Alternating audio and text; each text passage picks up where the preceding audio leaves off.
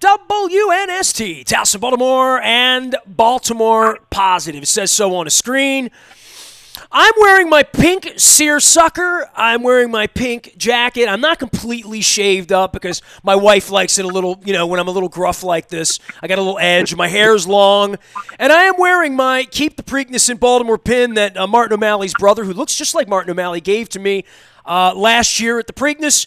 And I'm trying to do some Preakness-y stuff here, just a little bit by the by. And when I think of Preakness, I think of going out with my buddies and getting hammered in the 80s. I think of covering the races in the 90s. I think of relationships and friendships and Kentucky Derbies, and I've been to a half a dozen of those. And there is no Preakness. We've all feared that there would not be a Preakness in Baltimore 1/3 Saturday of May. This is it. We're in a pandemic, and Marty McGee has been my friend for 34 years, and maybe a little longer than that. He was one of the young guys I met out at the track back in the 80s when Charlie took me out there, and Charlie Lamb and Ross Petticord and Rick Petro and all the crazy folks that were out at the Pimlico press box back in the 1980s. Marty has made a hell of a life covering horse racing for the last 4 decades at the Daily Racing Forum and beyond. He joins us now. Are you in the Bluegrass State? Are you in the world of Mitch McConnell and Rand Paul, or are you in Florida? You sort of share residence these days, don't you? Well, first of all, thanks for having me, Nasty or Nestor. You don't go by Nasty. No, you call me anything you want, brother. They've just don't call me late for a Paul Simon concert. That's all. Well, you did. I don't know if you mentioned that I was with the Baltimore Sun for all those years, back from '85 to early '92, and after that is when I went to the Racing Forum. But this is my shout out for Dan Roderick. Save our Sun. People in Baltimore know what that is. So go ahead. We're trying to save the paper. I took note of that too. Yeah, it's a scary time all around. Newspaper business, racing business, real business. Political business. Maybe we didn't appreciate all those days at Preakness, those 3rd Saturday. Maybe when we were sitting there saying, man, we could fix this place up, we should have been saying, isn't this great? Because we're not doing that this Saturday, Marty. No, we're not. We missed the Kentucky Derby 2 weeks ago, too. I'm in Louisville now, having driven up from Florida in late March, and it's been a tenuous time for horse racing. A lot of these tracks, not all of them, but most of them across the map have closed. We're in the process of reopening, much like other businesses across the nation. Santa Anita is supposed to open this weekend. Churchill Downs is opening this weekend. New York is still waiting. Maryland is still waiting. Some of the other mid-Atlantic tracks, like New Jersey, Monmouth Park, they're not going to go until early July, I think. But we're like everybody else, Nestor. We are just kind of playing it by ear, seeing what the government says, seeing how the curve gets flattened or not, and hoping to get back into business because it's the kind of thing we all like to do and how we like to live our lives. Man, we'd all love to, blink our eyes and go back to, hey, beach is open, it's Preakness, there's shows at Merriweather that you and I enjoyed back in the day, and they've remodeled Merriweather to make it this unbelievable thing. Marty, a lot of relationship, you and me, and doing things and being together and horse racing and other places and swabbing in Cincinnati one night and eating hot dogs and whatnot and Grater's ice cream and all that stuff. By the way, I have a new sponsor, Taharka. Local ice cream. I started shouting out about local ice cream, and we have new friends. This is a honey graham flavor, so I just want to give a shout out to get some Taharka local ice cream. Awaken More. There you go, Baltimore, made in Baltimore. But you and I go back a long way in all this relationship, and everything we've ever done, you and me, has been about bringing people together, right? You always wanted more people at the track, right? You always wanted more people in the press box that loved the game. You always wanted more people at the betting window, especially suckers in your case, because it drove up the handle and you can make more money as a gambler, right? So, we always want the concerts that are the bigger shows. I was supposed to see the Stones last weekend in San Diego. I was supposed to have seen 3 or 4 Pearl Jam shows by now, right, if the world was open. Maryland was the number 7 team in the country, and you're down there in the heartland of basketball in the Bluegrass State as well. I can't imagine what Louisville looked like 2 weeks ago. And say what we will for Baltimore, and I'll say this, the Preakness ain't what it used to be. It needs to be more. I've had the other Bill Cole, not Bill Cole Roofing, but City Council Bill Cole around talking about this thing that Larry Hogan 2 weeks ago in the middle with a mask on said, we're going to keep the Preakness in Baltimore. We're going to build this glass thing. We're going to rebuild that neighborhood. So there's a lot of things politically that have happened in regard to the Preakness that are kind of good. The bad news is we're not out there this weekend and there's no economic thing. But for Louisville to cancel a Kentucky Derby, I mean, I've been there. I know what it represents for the state. And I'm wearing my pink today, brother, right? So I'm giving you a little Oaks love, okay? And I'm giving a little Black-Eyed Susan love for how much money it made for charity and how many drinks were poured and memories are made and relationships were formed and deals were done in Louisville and cigars smoked and hats worn and Derby pie eaten and, you know, the whole deal, man. And I can only imagine the mourning for everything in the community. But then there's this part where, like, hey, we're going to do the Derby up. We're going to do it in September this year, y'all. Come on, you know, like, is that going to – where are you on Derby and Preakness and these things that, quite frankly – they make their name on being larger than life. Even the Spotted Pot run, right? It was really all about hundreds of thousands of people in this grand event and humans coming together, right? And now humans can't come together. So I don't know what that means for a Derby or a Preakness where you can say some of you can come, but we're not going to do what we do, right? Well, I've seen figures, Nestor, where it's a $400 million impact on the Louisville and surrounding area when the Kentucky Derby is run here in early May. So they are talking about recouping a certain percentage of that. That's TBA when they run the Derby here on September 5th. Now, the big thing and the yet unanswered question is, will or will there not be fans allowed? And obviously Churchill Downs, the company, wants to have fans, but that's to be determined by the local authorities, namely the governor, Andy Beshear. So it really is amazing, these leagues that are funded by television, like the NFL, they feel like if they could get 125 people into the building safely and Lamar doesn't come down with, with COVID, and then the whole team does, and they forfeit a like, I'm reading about this stuff. It's like baseball. They're fighting over money. Imagine that, Marty. Same story we've had since you and I were 5 years old, right? Like, they're going to fight over the money now, right? Yeah, I mean, so the whole thing is unsettled. Will they run the Derby before fans or not? Will they run the Preakness before fans or not? When will they run? And who decides this? The greedy people trying to make the money, or the people trying to figure out whether a horse can catch coronavirus and die? Right? Like, literally. Yeah. So I mean, it looks like we're going to have a Triple Crown that's not going to be in the normal sequence this year. They're talking about running the Belmont before they won the Kentucky Derby, which is the Derby's the only one of the three Triple Crown races to be settled September 5th. Now, if they run the Belmont before, and Churchill Downs just this week came out with a new point schedule to qualify for the Derby, wherein the Belmont and or the Preakness will be assigned Derby points if they are run before the Kentucky Derby. So, obviously this is a one-off. This whole thing, this whole scenario, hopefully we're going to get a vaccine by early next year or so, and this will be just a quaint past of our, part of our history. But where we all got toughened up a little bit, right? Like those of us who survived got toughened up and figured, sat home. My wife's been doing yoga for a month. I mean, I'm writing a book, right? I mean, what have you done with your time, dude? Like it is such a part of your life, and you're like the carnival, right? Like you're like professional wrestling. There's no off time in horse race. Now there used to be in the NFL. I mean, if you cover the NFL, it's sort of every day, right? But horse racing's one of those things like. Has there been a 2-week period in your life where you haven't been to the track? I mean, I'm asking honestly. I don't know. There's been 2 week periods where I haven't been to the track, but have I? Talking about simulcast, has there been a 2 week period when I haven't made a bet? I don't know if that's true. Because I'll sit here at my house and I think Barney Rubble and Fred Flintstone bet. I'm just kidding. I've been painting my gutters. I've been doing yard work. I've been watching Ozark. Marty Bird is among my top favorite characters of all time now.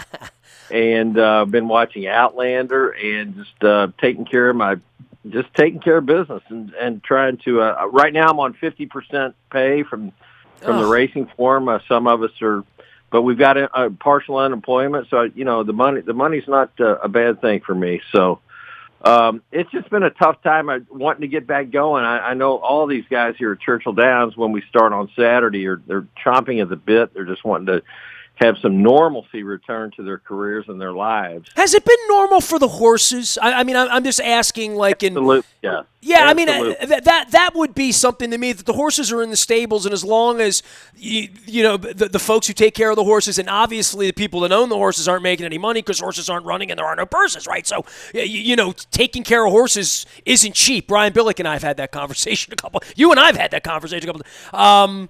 But as long as the horse, I mean, what's happened to the horses for 2 months here, Marty? Well, they have just been training as normal, and that is part of the reason why the governments have said, yeah, you can go ahead and run them, because to race them is essentially the same as training them. You only need X number of people around them to do that. Churchill Downs has done a terrific job in terms of enforcing the protocols and making sure that they're crossing their T's and dotting their I's and getting all that right as per the government mandate. So in that respect, horse racing is ahead of the other sports, baseball, football, et cetera, in terms of being allowed to reopen. So we still have a long way to go, though, to max out, because, as you know, this has been a game on the edge anyway, a game on the brink, with its dwindling attendances, as you and I have talked about ad nauseum over the years. Well, and maybe a good time to talk about where Baltimore is in the Preakness, right? I mean, I'm wearing my Preakness. By the way, Sporticulture, big shout out to Court, who does a lot of the flowers and for Black Eyed Susan and for Preakness weekend, and I'm wearing my Preakness gear. Marty McGee is our guest. He's my lifer friend from the Daily Racing Forum, talking all things race. Bring me to Baltimore. Like, what are your thoughts about? And I'm sure you've seen the glass thing that they've put forth, which is really interesting in the neighborhood, and I'm all about let's fix the neighborhood. I mean, Brandon Scott's running on that platform that the city only cared about the neighborhood one day a year, maybe 2 days if you have Black Eyed Susan. It's been kicked around. You and I have kicked it around more than anyone over 30 years of friendship, 35 years of friendship. But this new thing, what does it mean? I mean, to me, if people aren't going to love horse racing here, you can build whatever you want and throw a party, and girls can keep their tops on. And I found those old pictures and the running of the porta potties and all that. And now the gentrified version of this and the tent city and all the stuff that they've tried to do business-wise. What's the future of horse racing as an industry as it relates to Maryland? And you spent time down in Florida. I was down at Gulfstream.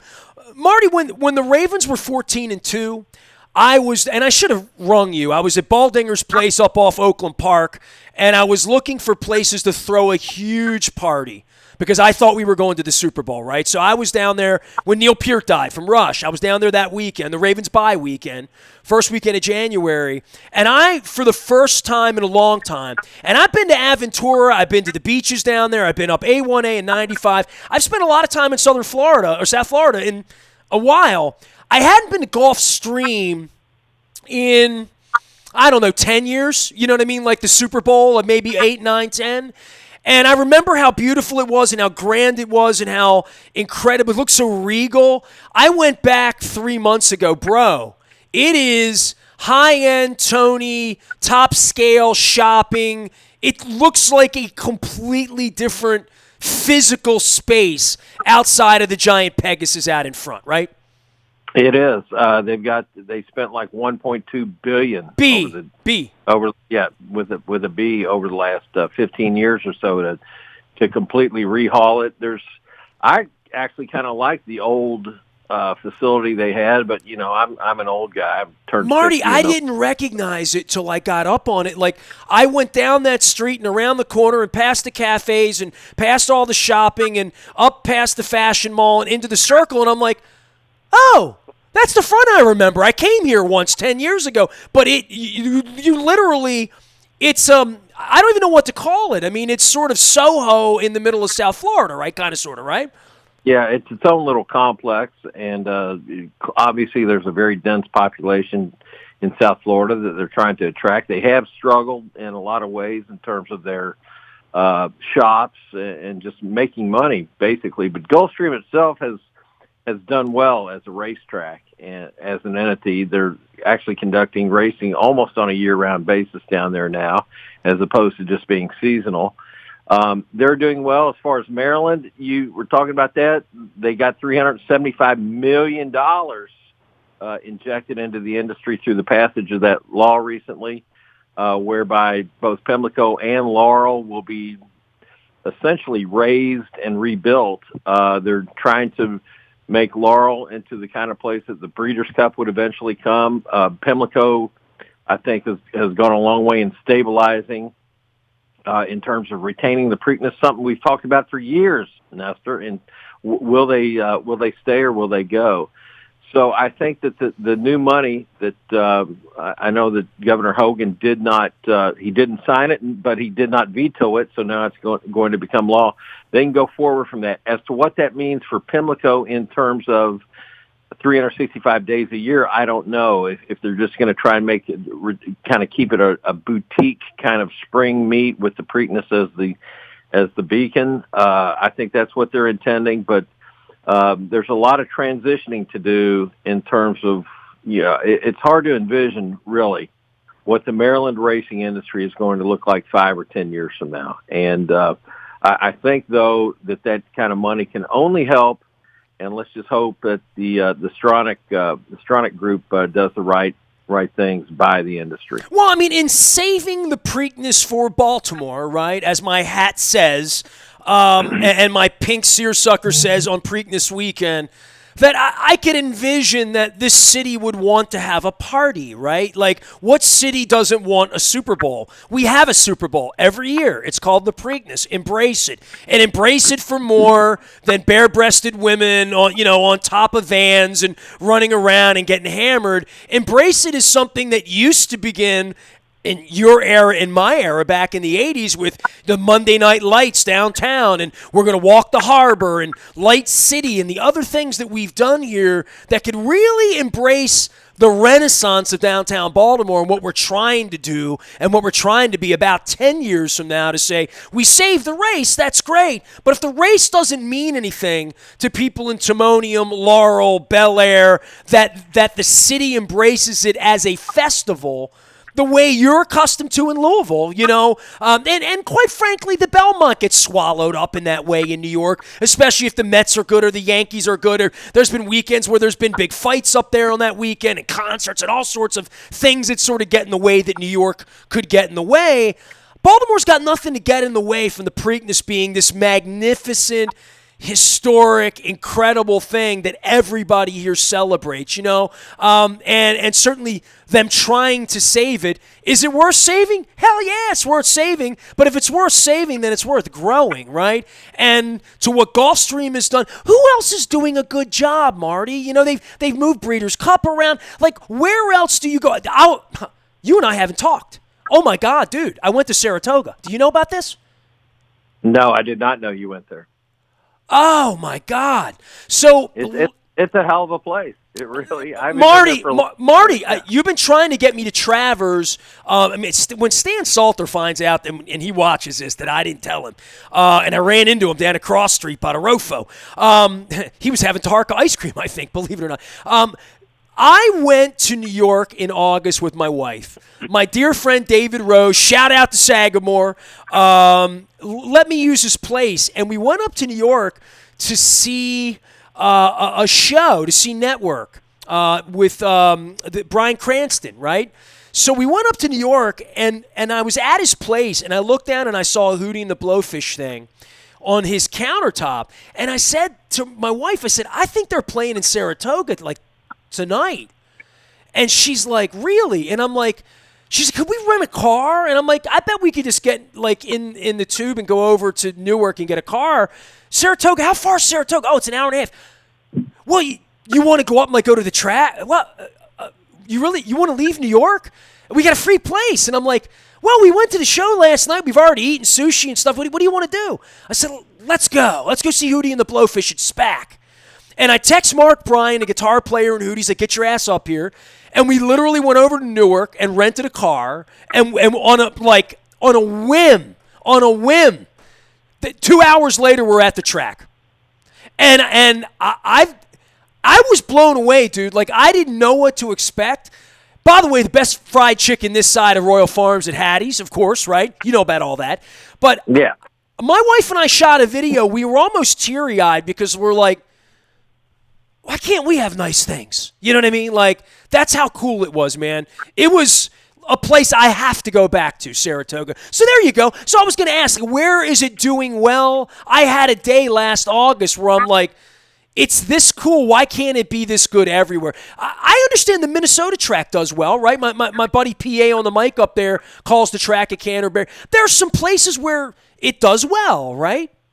It does well, and I've been to Minnesota quite a bit. My ex-wife's from there, so I've spent a lot of time with my kids. And at Canterbury, they had an event called the Claiming Crown. They'd get maybe 15,000 people at the track, and it was a big deal. And PA, by the way, he's not only a great radio announcer for football, he's a tremendous horse racing announcer. He's really entertaining, great guy.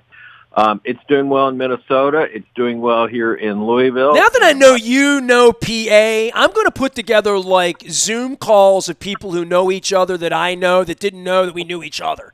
And like that would be fun. Because you know he's from Maryland, right? Like he grew up a Caps fan. You know, do you know his whole deal? No, I did not. The first time I recall meeting him was out in Southern California.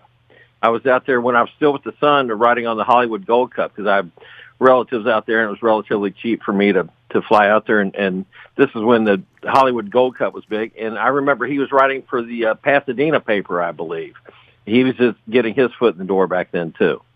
All right, so, for the future of the Preakness, we're all down with that. I miss you. I miss Crab Cakes. But I'm doing this really special thing on Saturday with my wife. I'm doing an album a day every day during May. I got challenged for months to do this thing, and finally I gave in like on April 28th. I started listing my top 10 albums, and I'm like, I can't do 10 albums.